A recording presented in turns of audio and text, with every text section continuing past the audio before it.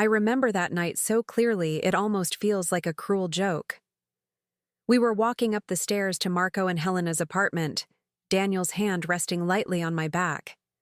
I'd spent too long getting ready, smoothing my dress, fixing my hair, telling myself it was just a casual dinner with old friends.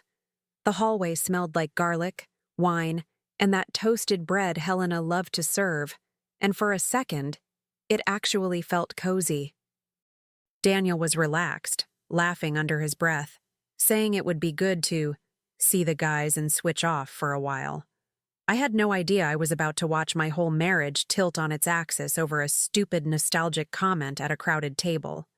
The living room was warm and loud, full of overlapping voices, clinking glasses, that low buzz you only get when everyone's half hungry and half tipsy already. Helena hugged me like she always did, pressing her cheek against mine and saying she was so happy we made it. I slid into my seat next to Daniel, close enough to feel the heat of his arm against mine, and for a moment it felt like we were just any other couple. Someone put on a playlist from our college years, and people started teasing each other about bad haircuts and old flings. I laughed along, even joined in, because back then I still believed nostalgia was harmless if your present was solid. If you'd pressed pause right there, you'd have seen a woman who genuinely thought her marriage was built on respect, not performance. The bomb dropped in the middle of dessert, right between the last bite of tiramisu and the first refill of red wine. Miguel leaned back in his chair, grinning at Daniel, and said he still couldn't believe how insane that bachelor party was, that he remembered it like it was yesterday. The word bachelor hit me like a slap because Daniel and I had a very clear deal. No bachelor, no bachelorette, nothing that could be twisted into a free pass to cheat. He was the one who swore those parties were disrespectful, the one who insisted he didn't need one last wild night to commit to me. So when Miguel said that, my whole body went cold, but my voice came out strangely calm as I asked him what exactly he was talking about. He laughed at first, glancing at Daniel for permission, and in that split second of hesitation between them, I already knew I wasn't going to like a single thing that came next. Miguel cleared his throat like he suddenly realized he'd stepped on something fragile, but the wine made him reckless. He said the night had been legendary, the kind of chaos that becomes an inside joke friends carry for years. I watched Daniel stiffen beside me, his hand tightening around his glass, eyes locked on Miguel in a silent plea to shut up. But Miguel kept going, describing music so loud the walls shook, and how the guys wanted to give Daniel a night he wouldn't forget. That phrase alone made my stomach twist, because Daniel once told me he didn't want memories that would ever make me doubt him. I could feel my pulse in my throat as I leaned forward, acting curious, asking Miguel to be more specific. For the sake of the story, he laughed again, more nervous this time, and said there were dancers.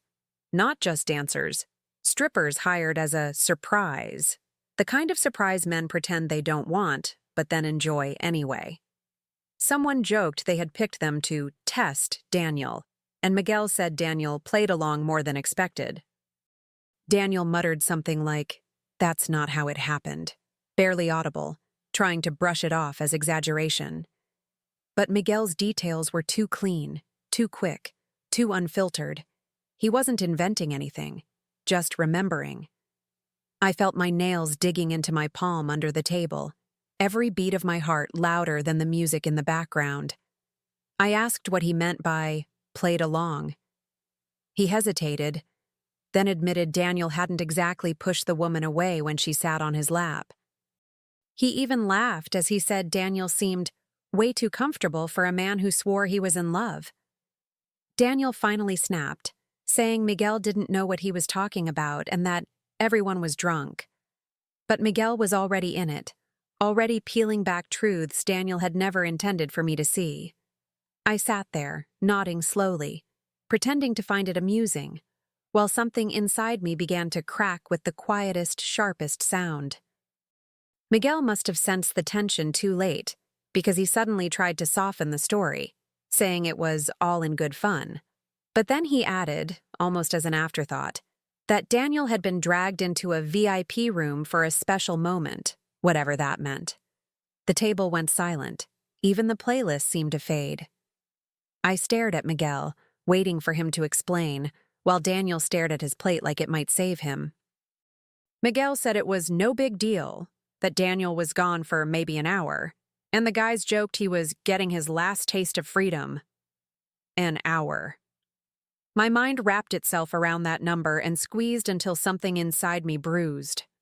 I felt Daniel shift beside me, his leg bouncing under the table, a nervous tick I'd only seen when he knew he was in trouble. He kept saying Miguel was mixing things up, or remembering wrong, but he never once said it didn't happen. And that silence from him, God, that silence was louder than Miguel's entire story. I asked Miguel, sweetly, deliberately, what was inside that VIP room, but he finally caught Daniel's desperate expression and shut down. He just shrugged and said, "You know, bachelor stuff," which somehow felt worse than an explicit confession. Because that meant there was more. Always more. And I was hearing only the pieces careless enough to slip out. Daniel placed his hand on my knee under the table, probably thinking it was reassuring, but it felt like a reminder of every lie he'd let settle into our marriage like dust on furniture we never moved. I smiled at everyone, God knows how, just to keep the evening from exploding right then and there. Inside, though, something had shifted, something final and irreversible, like a door slamming shut in a dark hallway. I already knew that when we stepped out of that apartment later, neither of us would be walking into the same life we had walked in with. And he had no idea I'd already made the quietest, most devastating decision of my life. The moment we stepped out of Marco and Helena's apartment, the cool night air hit my face like a slap I'd been holding back all evening. Daniel walked beside me too quickly, too nervously, like he wanted to outrun the truth Miguel had spilled. He kept glancing at me, waiting for me to explode, to question, to scream, but I stayed quiet, wrapping my arms around myself as if that could hold me together. Silence always scared him more than anger, and he knew this was the kind of silence that came from something breaking, not something brewing. When we reached the car, he fumbled with the keys, dropping them once, swearing under his breath as if the metal had betrayed him too. I got in without a word, staring straight ahead, listening to the engine hum like a confession waiting to be heard. He started talking before even pulling out of the parking space, saying Miguel exaggerated, that guys hype things up, that none of it meant anything. His voice shook at the edges, the way it always did when he was lying but hoping I wouldn't notice. He said he barely remembered the night, that he was drunk, that the strippers were forced on him, that he didn't enjoy any of it. I didn't answer, not because I didn't have anything to say, but because I suddenly realized none of his explanations mattered. He kept searching for my eyes, begging for a reaction, but I just watched the city lights smear past the window like blurred streaks of a life I no longer recognized. Inside, everything felt numb and heavy, like my body was moving through thick water while my mind floated somewhere far above. He asked me to talk to him, to say something, his voice rising with panic as if volume could reverse what happened. But I stayed quiet, letting the hum of the road drown out whatever excuses he still thought he could use. The truth had already settled in my chest, cold and immovable. He had betrayed me before we even said, "I do," and then let me build years on top of that lie. I rested my hand on my thigh, noticing how steady it was, how unshaken my body remained despite the storm inside me. That calm scared him more than any outburst could have.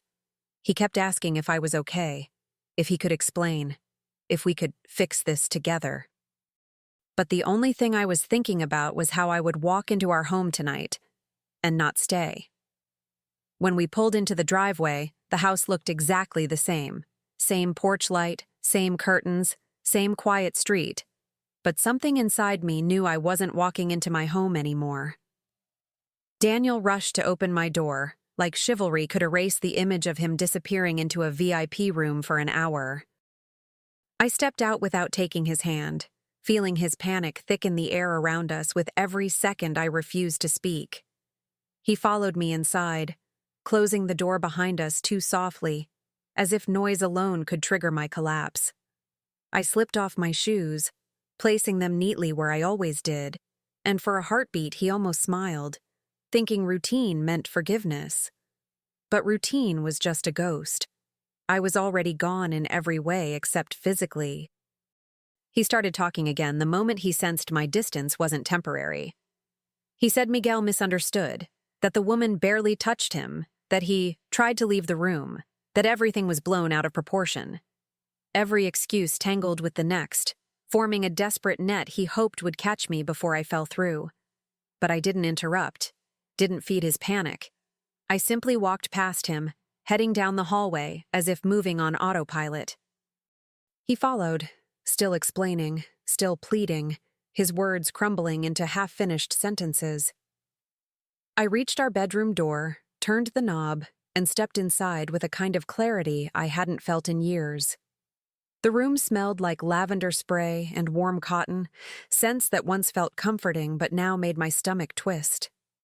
Daniel hovered behind me, afraid to come in, afraid to leave, stuck in a limbo he created with one night he swore I would never find out about. I went straight to the closet, pulled out the big navy suitcase we used for vacations, and placed it on the bed without hesitation. That single action made him choke on his own breath. He kept saying, "No, no, Alice, please don't do this. We can talk. We can fix it." I didn't even look at him. I reached for my folded jeans, my favorite sweater, my toiletries, moving with eerie calm. Every zipper, every drawer, every soft click of hangers sounded like a nail in the coffin of the life he'd pretended was built on honesty.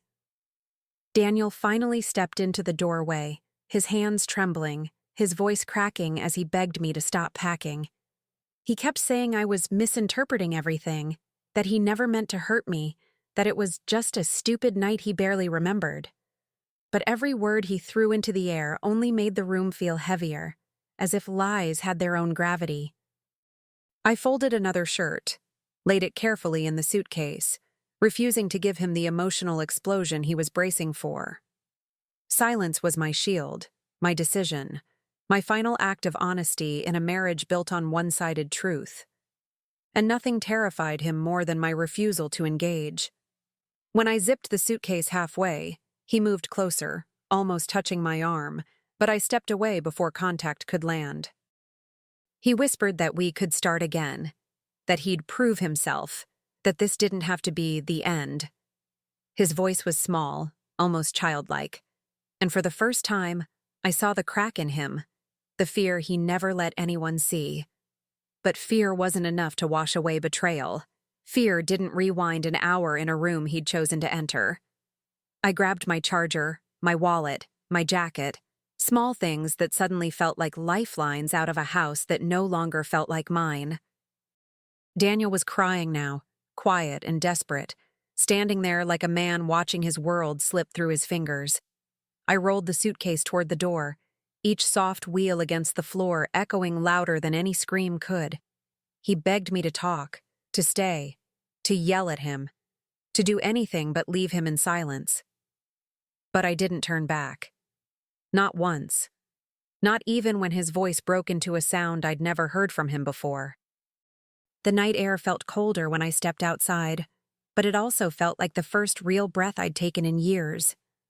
I placed my suitcase in the trunk, got into my car, and watched the house shrink in my rearview mirror as I drove away. I didn't know what the future held, but I knew Daniel had just lost me, and he didn't even understand yet how permanent that loss would be. The first night away from Daniel felt strangely quiet, like the world had been put on mute. I checked into a small Airbnb on the other side of town, a place with creaky floors, mismatched lamps, and a lavender candle someone had forgotten on the windowsill. It wasn't luxurious, but it was mine. Mine in a way my own house hadn't felt for a long time. I dropped my suitcase by the bed, sat down, and only then did the tremor finally hit me. Not sobbing, not screaming, just this deep, hollow shaking, as if my body was trying to expel everything I'd swallowed down. I held myself, knees pulled close, feeling the weight of years settle and crack all at once. The silence made room for memories I hadn't asked to revisit. The night we got engaged, his voice thick with emotion, promising loyalty as if it were the easiest vow in the world. Our wedding morning, him holding my hands, calling me his safe place, making me believe he understood the depth of what commitment meant.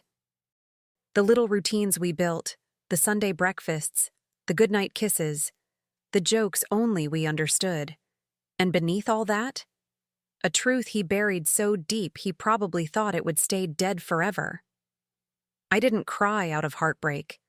I cried out of the humiliation of knowing he looked me in the eye for years with a secret still clinging to him like perfume from another woman.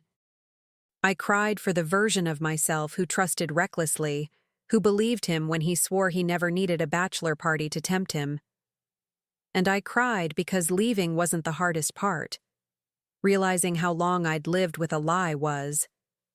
But underneath that grief, beneath the shock and exhaustion, something else flickered. A small, sharp ember of power I hadn't felt in years.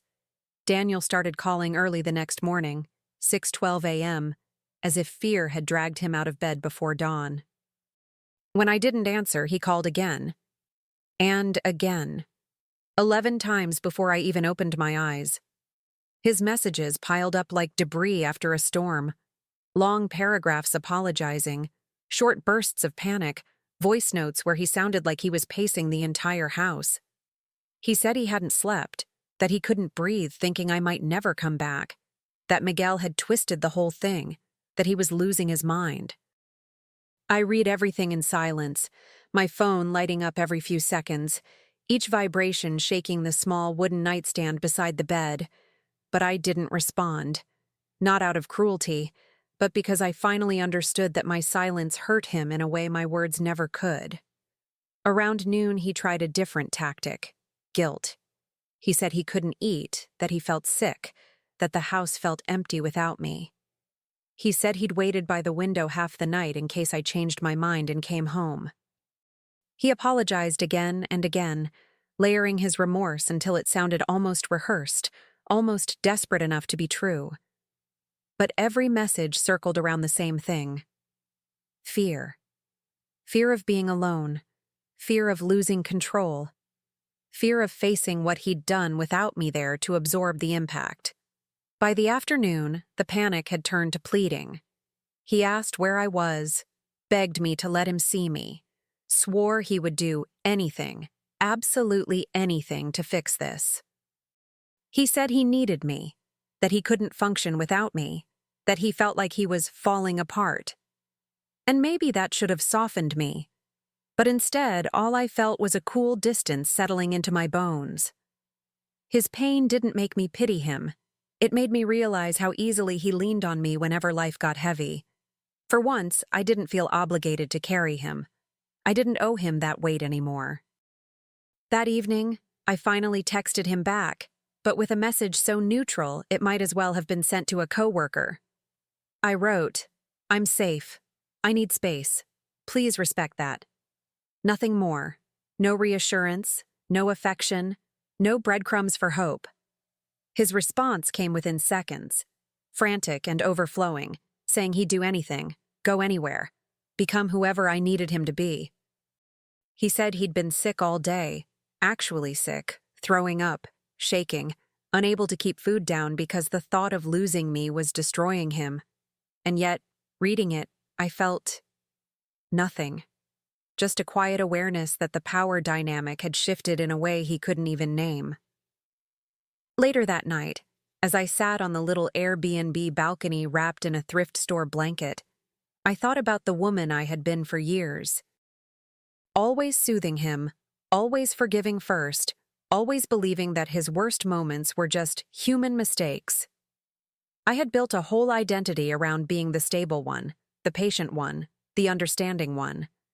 And for the first time since I met him, I wasn't any of those things. I sipped cheap tea from a chipped mug and watched cars pass below, each one making me feel more rooted in the life I was reclaiming. It hit me then. I didn't miss him. I missed the illusion I thought I had with him. Hours passed in that quiet, and eventually my phone buzzed again. A voice note this time, his breathing ragged, words broken, saying he couldn't live like this, that he felt like he was losing pieces of himself. He begged me not to give up on him, begged me to tell him what to do, begged me to come home. But home wasn't a place anymore, and it definitely wasn't him. I put my phone face down on the table, letting his desperation spill into the dark without me. I didn't need to punish him. He was unraveling all by himself. The weeks that followed felt strangely peaceful for me and painfully chaotic for him. I settled into a temporary rhythm, mornings with quiet coffee, evenings with long walks, days filled with a freedom I hadn't realized I'd been craving. Meanwhile, Daniel's messages became a constant background noise, like a radio stuck between stations, crackling with distress. Every morning there'd be new paragraphs about how he couldn't sleep, how he'd lost weight, how the house felt like a tomb without my laughter in it. He said the doctor told him his anxiety was out of control, that his blood pressure was erratic, that he needed to reduce emotional stress. But he couldn't, because, to him, I was the emotional stress, and the cure, and the punishment, all at once. His mother called me one afternoon, her voice tight with worry, saying he looked pale, thinner, like he hadn't eaten in days. She asked if we had fought, if he'd done something, if there was any way I could just talk to him, for his health. I kept my voice polite, soft, distant, explaining only that we needed time apart, and that Daniel needed to focus on himself right now. She didn't argue, but she sighed in that motherly way that carries disappointment, concern, and confusion in one breath. I knew she'd ask him what happened, and I knew he'd crumble, spinning the story into something palatable, something more tragic than guilty. But that wasn't my problem anymore. By the third week, Daniel started showing up at places he thought he might accidentally run into me. The bakery I went to on Sundays, the park where I took my afternoon walks, even the grocery store near the Airbnb. He never approached me directly. He just lingered, watching me from a distance, his face drawn, his shoulders slumped, as if he was rehearsing an apology he feared I wouldn't listen to. The first time I caught him staring, he looked like he'd seen a ghost and mouthed, "Please." I just gave him a polite nod, the kind you'd give a stranger you vaguely recognize.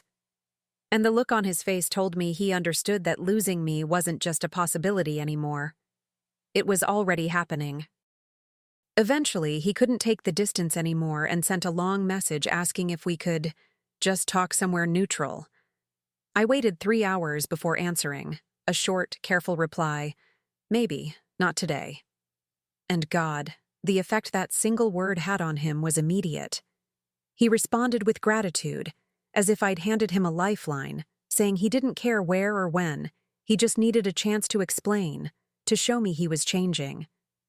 He promised he'd started therapy, that he was taking medication for his anxiety, that he was reading books about communication and honesty. He listed everything like a student trying to prove he deserved extra credit after failing the exam miserably. But I wasn't cruel. I didn't tease him or mock him or throw accusations.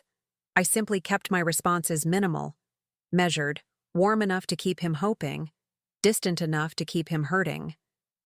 Because he needed to sit with the discomfort he'd handed me for years without even noticing.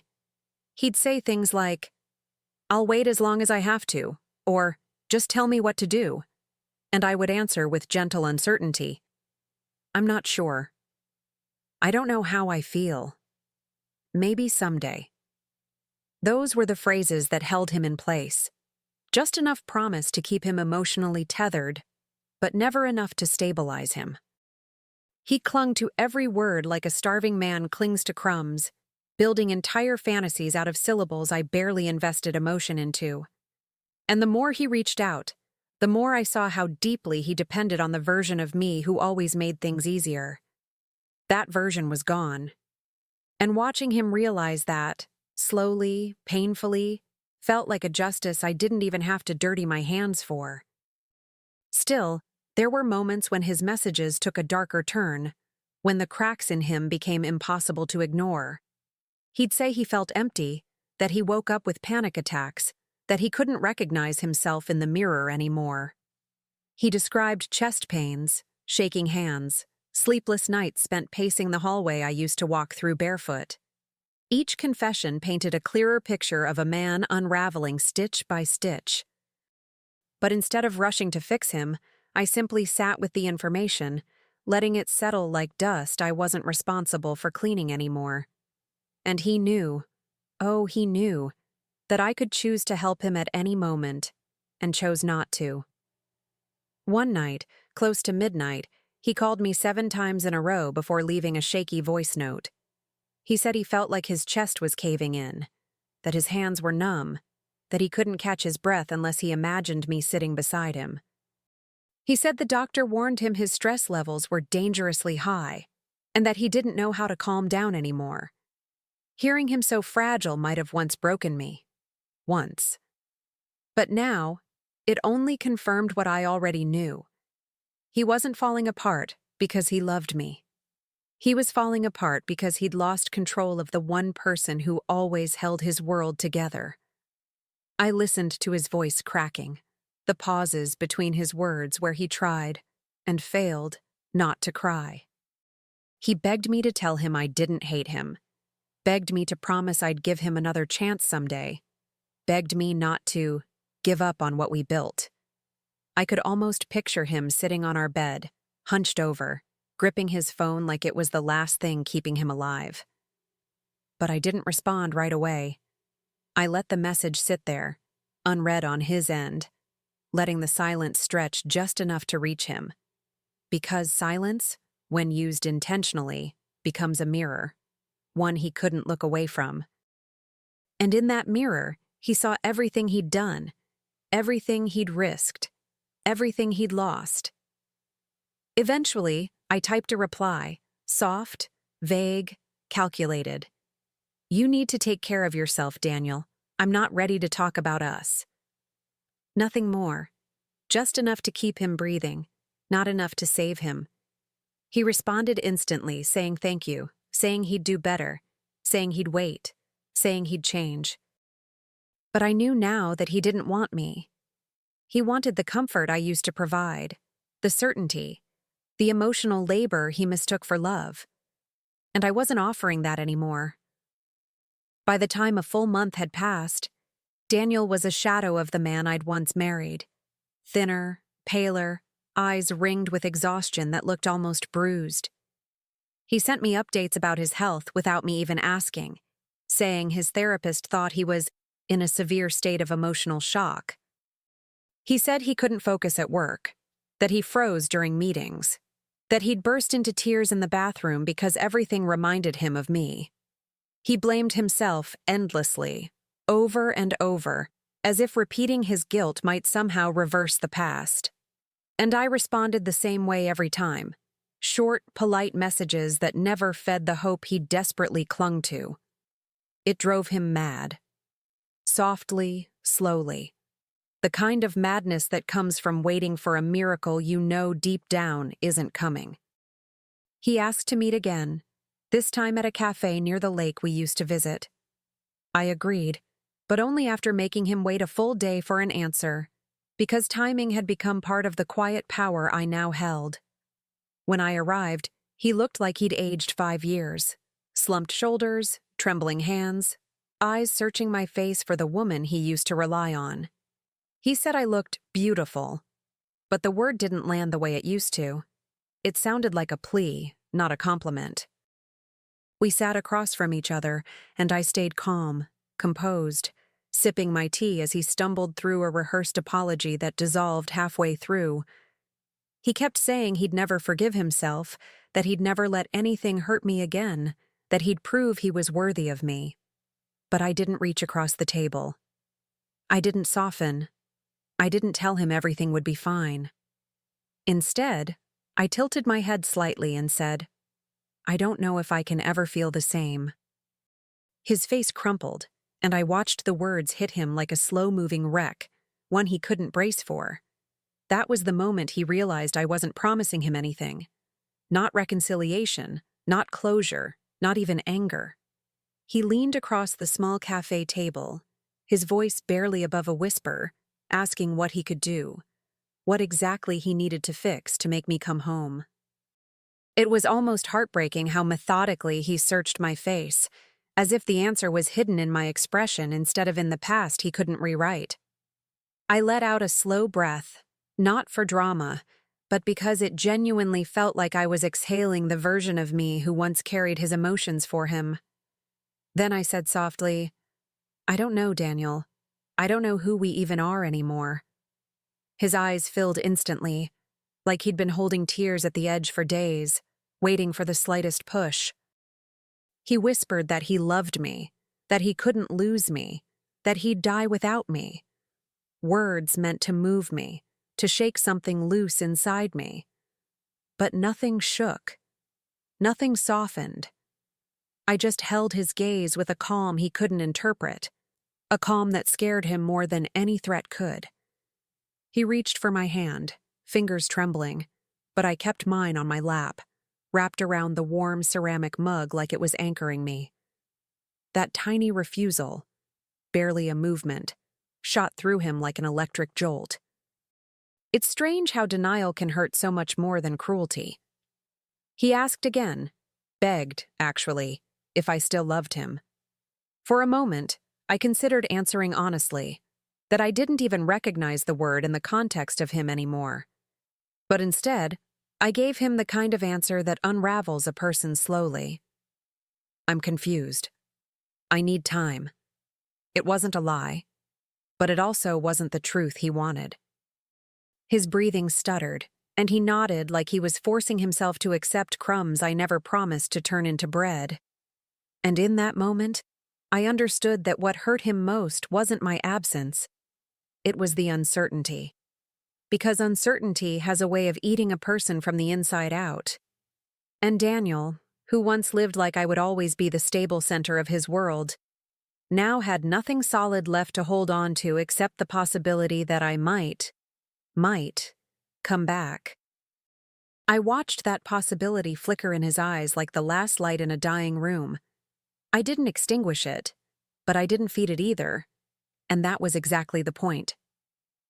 When we stood to leave the cafe, Daniel lingered by the table as if moving too quickly might cause me to vanish. He walked beside me toward the parking lot with hesitant steps, shoulders hunched, eyes darting to my face like he was afraid I'd shatter if he looked away. He asked if he could hug me, his voice small, almost timid, and the question hung between us like a fragile thread. I let a few seconds pass before answering with a quiet, "I don't think that's a good idea right now." His expression collapsed, grief spreading across his features in slow motion, the kind of pain that isn't loud but leaves marks you can't hide. I watched him swallow back tears so visibly it almost looked painful. He walked me to my car anyway, hands shaking in his pockets, breath unsteady as he tried to say something meaningful and failed 3 times. Finally, he managed, "Just, please don't disappear from my life," sounding like a man pleading with fate, not with me. I offered him the faintest nod, not a promise, not reassurance, just a small acknowledgement that would keep him alive with hope. He took it like a lifeline, gripping meaning where I hadn't placed any, building future scenarios out of a gesture that meant nothing more than politeness. When I got into my car and closed the door, he stood there motionless, staring at me as if memorizing the moment in case it was the last time he'd ever see me. I started the engine without rolling the window down, letting silence be the final punctuation of our meeting. As I drove away, I saw him in my rearview mirror, hands covering his face, shoulders shaking, unraveling again. And for the first time in years, I felt absolutely nothing. Not anger, not vengeance, not satisfaction. Just clarity. Clarity that I didn't need to scream or punish or expose him to anyone. Clarity that I already had everything I needed. Distance, peace, power over my own life again. Daniel wasn't suffering because I hurt him. He was suffering because he finally had to feel the consequences of who he chose to be. In the months that followed, Daniel kept drifting in and out of my life like a ghost who couldn't accept he no longer belonged in the house he once haunted. He sent messages on holidays, on random mornings, on sleepless nights, each one carrying a tone that wavered between longing and despair. Some were short, just, "I miss you," or "I'm thinking of you." Others were long confessions about how therapy wasn't helping anymore, how he still woke up reaching for me, how he couldn't shake the feeling that losing me had broken something fundamental inside him. He wrote that the house felt cold, no matter how high he turned up the heat, that every corner held a memory he couldn't escape. And I would read them slowly, quietly, without letting any of it tangle itself around my heart. What surprised me most wasn't his pain. It was my peace. The more time passed, the more I realized how heavy the emotional labor had been, how much of myself I had sacrificed to keep him steady. Without him, my days felt lighter, my breaths deeper, my decisions clearer. The life I rebuilt, small, simple, entirely my own, wasn't glamorous, but it was honest. I found joy in tiny things: grocery shopping alone, waking up without tension coiled in my chest, cooking dinner for one without rushing. Freedom, I learned, doesn't announce itself. It settles in subtly, like sunlight warming a room you forgot had windows.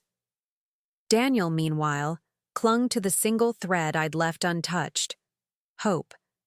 Not because I promised him anything, but because I never explicitly shut the door. And that was the quiet revenge I never intended, but ended up delivering anyway. Not punishment by action, but by absence. Not by cruelty, but by indifference. And as our lives drifted farther apart, I realized the most powerful thing I'd ever done was simply walk away and never look back in a way that would let him heal. Sometimes late at night, I would wonder whether he ever fully understood what had broken inside me that day at the dinner table. Whether he realized it wasn't the betrayal alone. It was the years of living beside a truth he never intended to share. It was the ease with which he allowed me to build a life on a foundation he knew was cracked from the start. And maybe that's why I never closed the door completely. Not out of longing, but because letting him linger in uncertainty felt like handing him his own silence back. He had left me in the dark for years. Now he lived in it, waiting for answers that would never come. There's a poetic symmetry in that, though I never needed to say it out loud. Friends would ask if I planned to date again, to move on, to start fresh. And I'd smile politely, because they didn't understand that moving on isn't always about adding something new. Sometimes it's about subtracting the weight that kept you from breathing properly. I didn't crave romance or companionship or another attempt at the kind of love that demands pieces of you as proof. What I craved was quiet mornings, stable evenings, and the certainty that I no longer had to carry someone else's chaos. That was enough. More than enough. Daniel would reach out every so often, birthdays, anniversaries, or on days where guilt must have clawed at him until he broke again. His messages became softer, sadder, almost resigned, like he knew he was speaking into a room I no longer occupied. Sometimes he'd apologize all over, as if rewriting the words might carry a different outcome. Other times he'd tell me about his therapy progress, his setbacks, the things he was learning about himself. But the thing he never asked, the thing he was too afraid to ask, was whether I loved him still. Floating in that fear was punishment enough. One evening, months later, I sat on a park bench watching the sunset melt into the horizon, its colors stretching like soft ribbons across the sky. A quiet breeze brushed my hair, carrying the warmth of a day that had been gentle in a way I'd almost forgotten life could be. I checked my phone out of habit and saw another message from Daniel. Short, hesitant, almost defeated. He wrote, "I hope you're okay. I'm trying to be." There was no begging, no pleading, no promises this time. Just a man trying to crawl out of the wreckage he created with hands still shaking. For the first time, his words didn't stir even a flicker inside me. Nothing. Just clarity, steady and undisturbed. I typed a simple reply. "I hope you take care of yourself." No doorway, no breadcrumbs, no hint of a future we both knew no longer existed. It wasn't cruelty, it was the truth. The cleanest truth I'd given him in a long time. When I hit send, I felt something settle in me, like the final piece of a puzzle sliding into place. It wasn't closure, not the dramatic kind people chase, but something quieter, more internal, like finishing a chapter and realizing you don't want to reread it. Peace doesn't always feel like fireworks. Sometimes it feels like a soft exhale. As the last bit of sunlight faded, I stood up from the bench and walked home, not toward a new love or a dramatic rebirth, but toward a life I could finally call my own. A life where silence wasn't a weapon, where uncertainty wasn't a punishment, where I didn't have to carry someone else's emotional weight. Daniel would continue living with the echo of what he lost, replaying the moments he should have chosen differently. And maybe one day he'd heal, maybe he wouldn't. But that was his story to navigate, not mine. For the first time in years, the future felt wide open, steady, and beautifully untouched by him.